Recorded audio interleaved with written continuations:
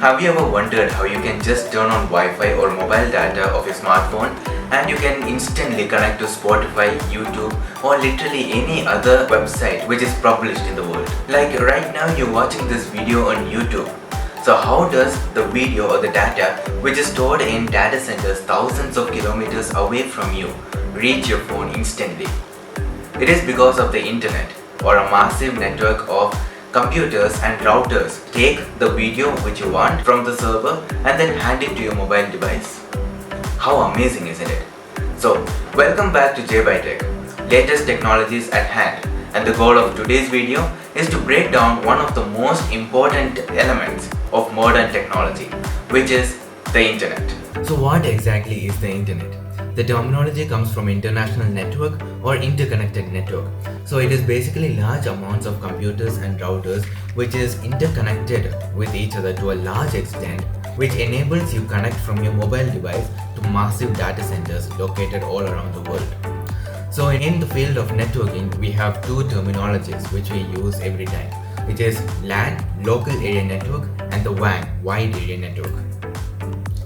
So what exactly is this WAN and LAN? So in order to understand that, let's say you have two computers. This is your first computer and this is your second computer. You want these two devices to communicate with each other. Let us just say this is A and this is B. So the simplest step you can do is just take an Ethernet cable, which is this cable over here, and then connect it directly to the Ethernet port of those two PCs, just like that. And now these two PCs can effectively communicate with each other. Okay, now let's say you want to add another device, which is the printer. So we have a printer over here. So both the PCs should be able to connect to the printer simultaneously. And most computers and printers have only one Ethernet port. So how do we go about the situation? We introduce our first networking device, which is known as the switch. So a switch is represented in the symbol, and the main duty of a switch is to switch data from devices. So it has a large amount of ports. So now what you have to do is directly go and connect all the three devices to the switch directly. Now both the computers and the printer is connected to the switch. Congratulations, you have made your first LAN or local area network. So basically this entire thing which you see over here is your LAN. So now let's say you created two of those LANs. So LAN 1 and LAN 2 with devices A, B, C and D. So now you want to connect these two LANs together, LAN 1 and LAN 2 together, such that laptop A or computer A should be able to communicate with C and D. So how do you go about that? You might say the easiest way is to connect these two switches together, like just one whole connection like this. Well, that is practically possible if they were part of the same network, but if there are two different networks, it will not be possible. We need to introduce a second networking device. So in order to understand the whole thing about networks, we can take the example of a company. LAN 1 and LAN 2 are part of two different companies. LAN 1 belongs to one company, company 1, and LAN 2 belongs to a second company, company 2. You know, when you enter into a second company, especially as a company which is not yours, you will not be allowed access to their resources, right? You cannot just go and meet a person over there. There are several security implications which are applied, which will restrict you access to certain resources. Similarly, two different LANs, especially if they are in two different networks, will not be able to communicate with each other simply directly by connecting the switches. Errors will come. But if they are the same company, they are part of the same network, then it's fine and you can go ahead, no problem. So in the case of the different companies, we need to introduce a third device which is known as the router. A router will route data between the networks. There is a certain element known as the gateway in the routers. So the gateway, as you know, creates a gate through which the data in one network can go to another network or vice versa. And you connect from switch 1 to that router, switch 2 to that router, and now these two LANs can communicate with each other. The most interesting part about networking is that it doesn't matter how many networking devices are in between your connections. You can have 10 switches connected between you and your router, and 10 routers which is connected between your LAN and the neighbor's LAN. But still, if the correct protocols and configurations are followed, your PC will be able to connect to the neighbor's PC or your intended destination. That is the amazing part of networking. And let's just introduce 5 routers. So we introduce 5 routers, and LAN 1 and LAN 2 is connected between these or through these 5 routers. So we'll just connect from here to here like that. So LAN 1 will still be able to communicate to LAN through via these 5 routers. Congratulations, you have now created your own WAN or wide area network. So what exactly is a LAN and a WAN? A LAN is basically when 2 or 3 devices are connected with each other such that they can communicate with each other, then that is a LAN. So what is a WAN?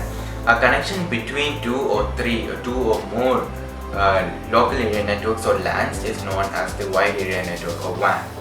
And this setup which you have essentially created here using 5 routers is the internet. Large network, a massive network, interconnected chains of routers which basically connects you to a server which is located thousands of kilometers away from you. So now what is the internet? So there's a connection of 5 routers which you created over here. This is the internet. So the internet is basically a large network, a massive network of routers and other networking devices which essentially connect your phone or your PC to a data center which is located kilometers away from you. So the best thing about networking is that the distance does not matter. If your device is physically connected to a data center, whether wireless or wired, it is able to communicate with each other, and that is how you are able to access YouTube, Spotify or whatnot other websites within a few finger taps. Whatever we have discussed here right now is all hypothetical. In the real world, when you connect to Wi-Fi or mobile data, you make a call to your friend who is in the opposite side of the world. How is he able to receive your call real time? So in order to understand that, we need to understand how this interconnectivity works. Let's say this is your phone over here, and this is your laptop. So basically, if you're at home, you will be connecting to a home router, which is something like this, and you will connect to it either via Ethernet if it is a laptop or via Wi-Fi. You can either connect to this via Wi-Fi or by wired, whatever it is, you make connection to the router, right? So this essentially setup over here which you have made is a LAN, local area network. So now this router it will have a fiber optic connection. You might have seen these yellow cables sticking out of your routers, right? These are optical fiber cables. So it connects to an agency known as the Internet Service Provider, ISP, via fiber optics.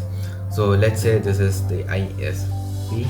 So this ISP, Internet Service Provider, is located all around the world. So let's say you are located in India and now you want to communicate to a friend which is located in America. So this is the Indian and this is the American ISP. So your friend similarly is connected. There is a home router. However you connected, your friend is connected in the similar manner. And the cool fact to note here is the Indian ISP and the American ISP is connected with each other. So you have a connection going like this. You are connected to the Indian ISP, your friend is connected to the American ISP. You can take WhatsApp, make a call right now, and within seconds that call will reach your friend. That is how the internet works in the modern world. All the ISPs which are out there in the world right now is interconnected with each other, forming a large network. And this is essentially a map of all the optical fiber cables which are laid under sea, connecting different parts of the world. Like, this is massive. This is really massive.